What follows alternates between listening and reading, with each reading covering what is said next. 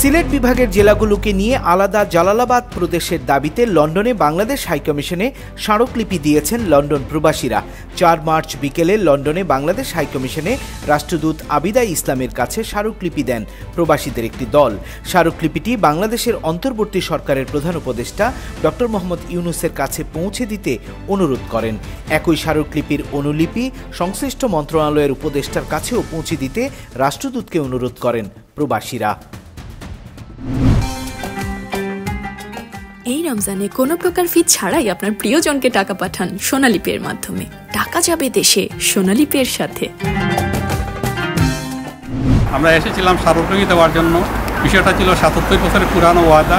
বৃহত্তর সিলেটকে জালালাবাদ প্রদেশ ঘোষণা না করে প্রস্তাবিত চট্টগ্রাম প্রদেশের সাথে বৃহত্তর সিলেট এবং পার্শ্ববর্তী জেলাকে সংযুক্ত করা প্রসঙ্গে কথা বলার জন্য মান্যবর হাইকোর্টের কাছ থেকে যে ব্যবহার পেয়েছি তা অত্যন্ত সন্তোষজনক। জালালাবাদ প্রদেশ বাস্তবায়নের দাবি তুলে ধরে বক্তব্য দেন সংগঠনের আহ্বায়ক লাবিদ আহমেদ ফিরোজি, যুগ্ম আহ্বায়ক ওমর ফারুক, ফখর চৌধুরী, এনামুল হক চৌধুরী, আজম আলী, কামালি শেরওয়ান শাহ, সদস্য সচিব ফখরুল ইসলাম সোহেল, বাবুল তালুকদার, খায়রুজ্জামান সানি ও জহিরুল হক।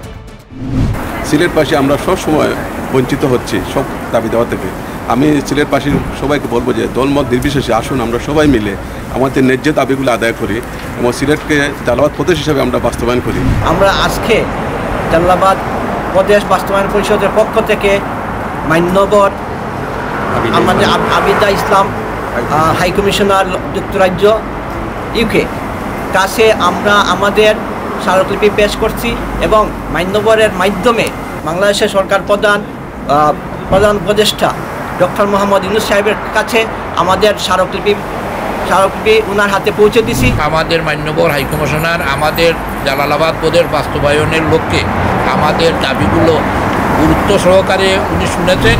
আমি একটু সারপ্রাইজ হয়েছি যে আমাদের আমরা আশা রাখছি যে আমরা একটা ফল পাবো ইনশাআল্লাহ। চিটাগাং ডিভিশনের পরিবর্তে আমরা সিলেট বিভাগের সাথে আমরা সংযুক্ত প্রদেশ হিসাবে আমরা চাই। এ সময় নেতৃবৃন্দের দাবি শোনেন লন্ডনে বাংলাদেশের হাইকমিশনার আবিদা ইসলাম।